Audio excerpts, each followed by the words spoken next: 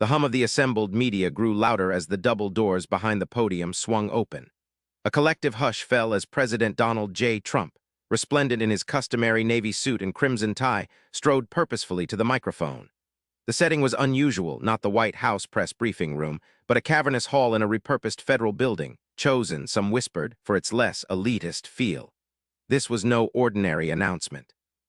Beside him, looking decidedly uncomfortable, stood President Claudine Gay of Harvard University, her posture stiff, a faint, almost imperceptible tremor in her hands. The contrast between the two figures was stark. Trump radiating confidence, a political showman; Gay, an academic leader, seemingly out of her element in this high-stakes theatrical performance. "Good morning, everyone," Trump began, his voice booming, instantly dominating the room. "Today marks a truly historic moment, a moment of healing, a moment of reconciliation." He paused, letting the words hang in the air, his eyes scanning the faces of the journalists, lingering perhaps a beat too long on the Wall Street Journal reporter in the third row. For weeks, rumors had swirled about secret negotiations between the administration and various institutions. But Harvard, the ivory tower often a target of the president's populist rhetoric, had been an unexpected and particularly intriguing subject. What kind of deal could possibly bridge such a chasm? The speculation had been rampant. A massive federal endowment to boost certain research, a radical shift in admission policies, perhaps even a controversial renaming of a historical building.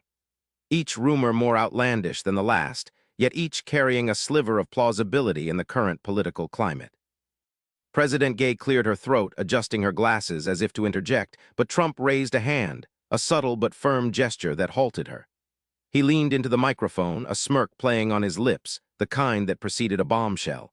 The cameras flashed, a flurry of light capturing the anticipation. "Harvard," he declared, his tone shifting, becoming almost magnanimous, "is a great institution. Very asterisk great institution. But like all institutions, sometimes they make mistakes, big mistakes. They forget the people, they forget common sense, they become disconnected." He paused again, letting the accusations hang, subtly implying the very sins he was about to address. "But," he continued, his voice rising a triumphant crescendo, "we've talked, we've negotiated. And we've come to an understanding, a fantastic understanding, believe me." He gestured towards President Gay, a sweeping movement that encompassed her reluctant presence. "After this deal, this monumental agreement, I can tell you all with absolute certainty." He lowered his voice conspiratorially, then delivered the line, a declarative statement that echoed through the hall, loaded with layers of meaning and controversy. "Then their sins are forgiven." The room erupted.